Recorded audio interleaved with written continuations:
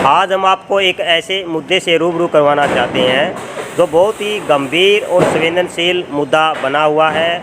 और ये जो मुद्दा है ये एक गरीब विकलांग के पेट के साथ जुड़ा हुआ मुद्दा है। और ये मुद्दा अकेला इस विकलांग का नहीं है। यदि हम इसकी गहराई में जाएंगे तो ये मुद्दा कई लोगों का पेट भरने वाला मुद्दा है और जिनकी पेट पर लात लगी हुई है। हम इस विकलांग से जानना चाहेंगे कि यह किस प्रकार का मुद्दा है और ये क्या इस मुद्दे को लेकर अब तक इन्होंने क्या किया है। जी, मेरा नाम मुकेश कुमार है। मैं golden public school 12 quarter road का स्थायी निवासी हूँ। सर, मैंने 4-5 साल पहले प्रमोद सोनी के माध्यम से अपना राशन कार्ड बनवाया था, तो उन्होंने कहा था कि आपका है ना भी OPH के माध्यम OPH राशन कार्ड बनेगा। मैंने जी BPL का बनवा दो, उन्होंने BPL का भी सर्वे आई नहीं, तो BPL की सर्वे आएगी जब आपका BPL का नाम लिस्ट में नाम दर्ज करवा दिया जाएगा। मैंने ठीक है जी। तो ये मेरे को पिछले 3-4 साल से लगभग जब से राशन कार्ड बने हैं तो OPH के हिसाब से मेरे को राशन दे रहे हैं। मशीन में गुट्ठा लगवा लेते हैं और 3 मेंबर है जी राशन का अपने राशन कार्ड में, तो उनके हिसाब से 15 किलो कणक दे करते हैं। मैं जी वो जो रूल है वो तो मसब में मिलती है। और मैं इसको बीच बीच में कहा करता जी, जब भी जाता जी मेरा भी नाम लिस्ट में करवा दो। एक गरीब आदमी हूँ, अपने छोटा मोटा काम करके अपना परिवार का गुजारा कर रहा हूँ। 100% एडिक है, वैसे वो काम होता नहीं है तो मुश्किल हो रही है जी घर चलाने में। मतलब जी कोई ना, आपका ना जो जब भी सर्वे आएगी ना आपके ऊपर लगा रखी फाइल मैंने, और आपका है ना पहला नंबर आपका ही आएगा और आपको बना के दे देंगे जब भी सर्वे BPL की आएगी।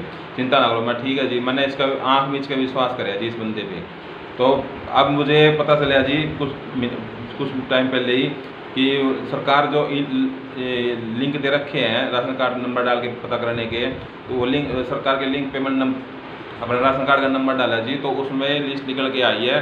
तो मेरे तो जी समझ लो ज़मीन रही पैरेंट ना कुछ और, इतना परेशान हो गया मैं देख के लिस्ट के। मेरा AY लिस्ट में नाम है, मेरी जो लिस्ट निकल के आई है वो AY की निकल के आई है। जब ये बंदा मेरे को राशन कार्ड बता रहा है कि OPH का राशन मिल रहा है मेरे को OPH का, तो फिर मैंने इसको कहा जी मान देखो मत ये प्रमोद जी ये क्या लिस्ट में तो गुलाबी कार्ड दिखा रहा लग रहा है मेरा नाम से परिवार के 3 मेंबर है उसमें। और सरकार जो दे रही है तेल पानी तेल चीनी जो 35 किलो कणक आए महीने दे रही है, और आप मेरे को सिर्फ 15 किलो दे रहे हो आए महीने का गुट्ठा लगवा के। बोले नहीं वो क्या नाम मैं फिर ये तो है ना तेरा नहीं है और किसी का। मैं जी सारा सिस्टम जो देखो नाम पता सब मेरा है इसमें है। आप गुट्ठे मेरे लगन लग रही है, लिस्ट मेरी निकल के आ गई हो। तो मैंने जी फिर अपने DC साहब को इसकी शिकायत दी जी 1 तारीख को, और फिर सरदाना साहब को भी दी मैंने उसी दिन।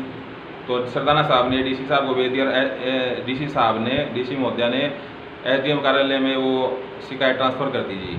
तो जी अब 40 दिन हो चुके हैं, मेरे को बुलावा भी SDM साहब से आया था, बस खाली आश्वासन दे दी कि हाँ जी कार्रवाई करेंगे।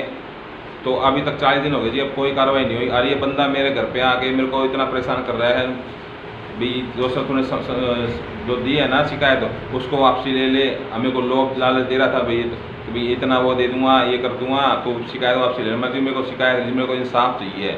जो आपने मेरे साथ धोखा किया है ना मेरे को उसका न्याय चाहिए, परंतु मेरी कोई सुनवाई नहीं हो रही जी। मैं तो चक्कर काट के थक गया। अब CM विंडो पे भी मैंने शिकायत दी, CM विंडो पे भी उनके ही आदमी है जी। इन्होंने इस बंदे ने घर आके पहले ही कह दी थी मेरे को 2 तारीख को और 5 तारीख को आके 6ठे महीने की, भाई ना ये सारा सर्कल मेरा ही है जमा हुआ, तू कहीं जा ले तेरा कोई कुछ नहीं होगा। चंडीगढ़ भेज ले थी शिकायत, तेरी यहाँ पे सहारे भेज ले। और इसकी मेरी राजनीतिक पहुँच है, तो कुछ भी कर ले तेरा कुछ नहीं बढ़ेगा, क्योंकि सारा मैंने वो बना रखी है। मेरा मनोबल तोड़ने के लिए खूब इसने प्रयास करिए जी। पर तुम मुझे जी आखिरी सांस तक मेरे न्याय चाहिए भाई।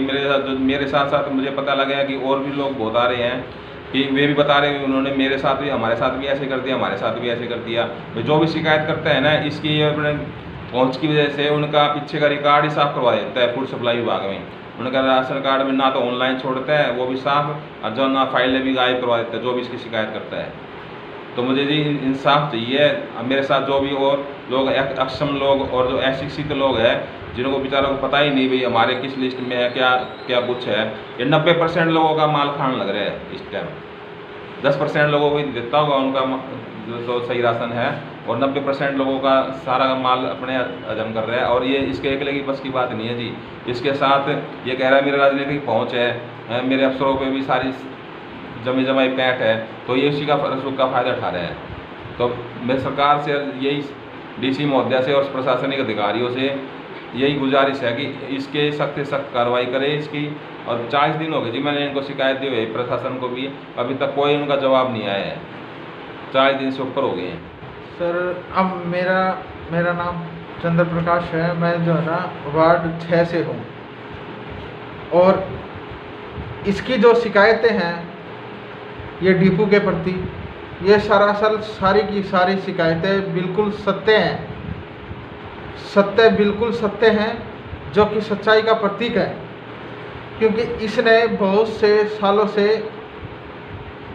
राशन जनता का खा रहा है, किसी को कोई भनक नहीं लगने देता। ये खाद्य आपूर्ति विभाग के DFSC सुभाष सियाग हैं, वो भी जो है ना इसके साथ मिले हुए हैं, क्योंकि डिपू उसने इसी के परिवार को सारों को अलर्ट कर रखे हैं और किसी को अलर्ट ही नहीं कर रखे, क्योंकि उसने जितने भी डिपू पैसे देकर इसने सुभाष सियाग की मिली भगत के कारण ही ये डिपू सारे इनके अंडर में आए हुए हैं।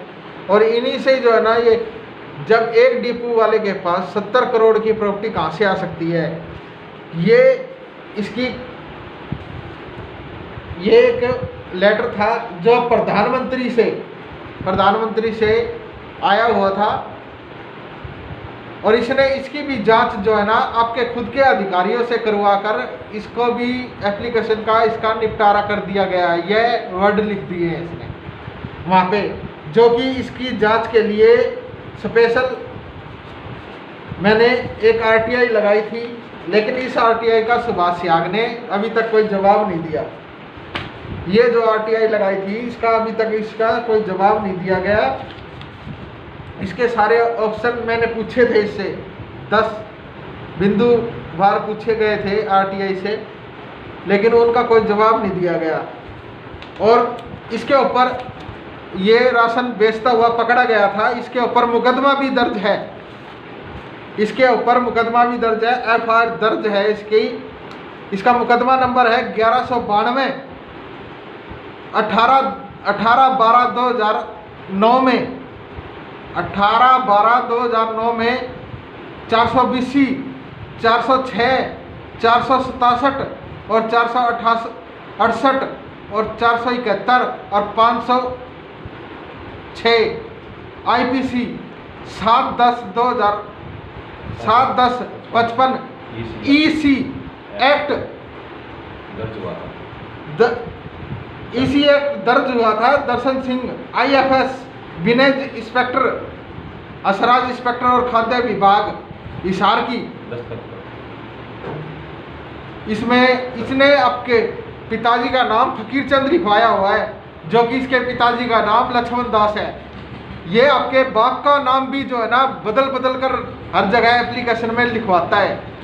मैं तो सरकार से अपील चाहता हूँ कि इसके दस्तावेजों की भी जांच की जाए और इसकी नौकरी की भी जांच की जाए।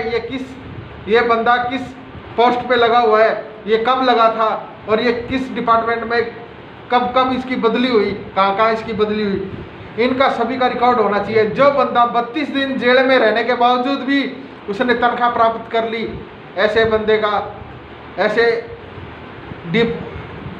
प्रमोद कुमार का सरकार क्या बिगाड़ सकती है। मैं कहता हूं कि सरकार को इससे ज़्यादा प्रूफ क्या चाहिएगा कि सरकार के सामने ऐसा भ्रष्टाचारी अधिकारी होने के बावजूद भी और डिपू का DC का कलरक होने के बावजूद भी इसने इतने डिपू ले रखे हैं। लाडो रानी के नाम से, मीना के नाम से, ललित कुमार के नाम से, कविता के नाम से और कृष्ण कुमार के नाम से, इतने डिपू जिसके पास होते हैं वो 70 करोड़ की प्रॉपर्टी का मालिक है। मैं यूँ सरकार से ये पूछता हूँ कि मुख्यमंत्री के पास 70 करोड़ की प्रॉपर्टी नहीं है और हमारे प्रधानमंत्री के पास 70 करोड़ की प्रॉपर्टी नहीं है, लेकिन इस बंदे एक DC के कलरक जो कि डिपू संचालक के पास 70 करोड़ की प्रॉपर्टी कहाँ से आई है। मैं ईडी विभाग से विजिलेंस से इसकी जांच करवाना चाहता हूँ। मैं चाहता हूँ कि सीबीआई से इसकी जांच होनी चाहिए, जो कि दूध का दूध और पानी का पानी सामने आए, जनता के सामने। जनता भोली भाली है जो इसका शिकार हो रही है। धन्यवाद। एक सर मैं ये बताना चाहता हूँ, ये जो आप भी जाके देख लो, ये अपने ने जो डिपू कणक जो बांटता है उसमें जो मशीन दे रखी सरकार ने, उस पे है ये मशीन पे गुट्ठा जरूर लगाता है, परंतु जो एक पर्ची निकल के आती है मशीन से, वो पर्ची में कभी यूज़ नहीं करता। पर्ची का के जो निकलती है ना, उसका के कागज़ हटा रखे हैं। और वो 6-7 डिपो है इसके, 8 के करीब, वो सभी डिपो की जो मशीनें हैं सभी पे यानी कि पर्ची निकाल के देता ही नहीं। पर्ची निकालेगा तो इसकी पोल पट जाएगी। रिसीव मिलनी चाहिए। रिसीविंग किसी को देते नहीं, जो क्या राशन आता है क्या नहीं आता है, सिर्फ अंगूठा लगाता है। और गुलाबी जिसके जो गुलाबी पीले राशन कार्ड है, उनको सिर्फ हरे की कणक दे रहा है। और सभी लोगों को कई बेचारे पता है, कई को नहीं पता, तो सभी है ना समझ लो इसकी पहुँच के आगे बेबस है। इसकी जो जाति है ना, उनको सहने में मजबूर है सब। तो मेरी ये मांग है सरकार से, इसके जितने भी डिपो है सभी के पीले गुलाबी कार्डों की जांच कराई जाए। भाई ये कितने पीले गुलाबी कार्ड इसने बना रखे हैं और कितने के हकदार है, कितने नहीं। एससी वालों को तो इसने पीले गुलाबी बना रखे हैं, और जो मजदूर है उनके हरे कार्ड नहीं बना रखे इसने। और दूसरा ये जो भी शिकायत करता है ना इसकी, तो ये क्या करता है, ऊपर पहुँच के कारण सभी का रिकॉर्ड है ना, सभी का रिकॉर्ड ऑनलाइन हो यार, फाइलें गायब करवा देता है, ये पीछे तक की भी उसके नाम की। और जो ऑनलाइन रिकॉर्ड कंप्यूटर में दर्ज होता है वो भी साफ करवा देता है। एक बंदा चंडीगढ़ में बैठता है। इसका एक जो रिश्तेदार है और उच्च पद पर है चंडीगढ़ फूड सप्लाई विभाग में, वो इसकी पूरी हेल्प कर रहे हैं सर। जो भी शिकायतें भेजी जाती हैं वो अपने ऊपर के ऊपर बंद करवा देते हैं। इनकी उच्च अधिकारियों में हमारे जो मंत्री हैं जिस विभाग के, उन तक पहुँचने नहीं देता। वो सीधी से एप्लीकेशन उसके पास आती है और वो वहीं की वहीं उस पर उनकी दाव लेता है एप्लीकेशनों को। और ये खेल अभी से नहीं है, कम से कम 20-25 साल से खेला जा रहा है। की समस्या के बारे में पता चला और इनकी समस्याओं का हल निकालने के लिए हम इनसे बातचीत करने आए हैं। हम इनकी समस्याएं सुने और इनकी समस्याओं को आगे तक पहुंचाएंगे और सरकार से अनुरोध करेंगे कि इनकी समस्याओं का हल करे। और तो अभी हमारे संज्ञान में एक मामला ये मुकेश कुमार का आया है। इसमें हमने उससे बातचीत की और हमारे कार्यकर्ताओं ने ये महसूस किया है कि मामला ज़्यादा गंभीर है और जिसके खिलाफ़ संघर्ष करना है वो ज़्यादा प्रभावशाली राजनीतिक तौर पे, आर्थिक तौर पर भी है। और उसके लिए उसकी जो पहुंच है उसके आधार पर हमने किस प्रकार की रणनीति बना के इसको न्याय दिलाया जा सकता है, उसको लेकर हम लोगों ने अब जल्द ही हम एक बैठक करके उसमें हम निर्णय लेंगे कि आगे हमारा क्या कदम होगा। जल्द ही हम इस मसले को लेकर हम बैठक करेंगे और उसमें फैसला लेंगे कि आगे हमारी क्या रणनीति होगी। और हम इसके साथ हैं, यदि ये साथी हमारे साथ खड़ा रहेगा तो हम इसके साथ बिल्कुल खड़े रहेंगे।